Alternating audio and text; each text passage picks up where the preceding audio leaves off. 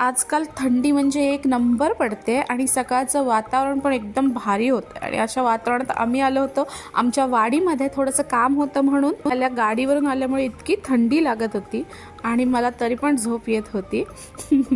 झोपेतनं उठूनच आलो होतो आणि ॲक्च्युली काम असं होतं की ह्या ज्या गवताच्या राशी आहेत ना त्या सकाळी सकाळी आम्हाला पेटवायच्या होत्या, कारण की अशा वेळेत आग भडकत नाही, एकदम थोडंसं दव पडलेलं असतं, त्याच्यामुळे त्या हळूहळू पेटल्या जातात. नाहीतर उन्हात पेटवल्या तर मग आग सगळीकडे पसरण्याची पण भीती आहे. आणि आपलं काम पूर्ण झाल्यानंतर आता आपण घरी चाललो होतो आणि हा माझा सगळ्यात आवडता व्ह्यू. आता त्या नारळांना खाली चुना लावलं तर अजून छान वाटतंय आणि चला आता घरी जाऊन परत झोपूया असा विचार करत होते. आणि मग थोड्या वेळाने फ्रेश होऊन परत आलेलो आहोत आपल्या वाडीमध्ये. आणि पप्पा आधीच आले होते, मग त्यांच्यासाठी मी संत्र घेऊन आले होते. हे बघा, चला संत्र एन्जॉय करूया. आजकाल थंडीच्या दिवसात मस्त येतात हे संत्र.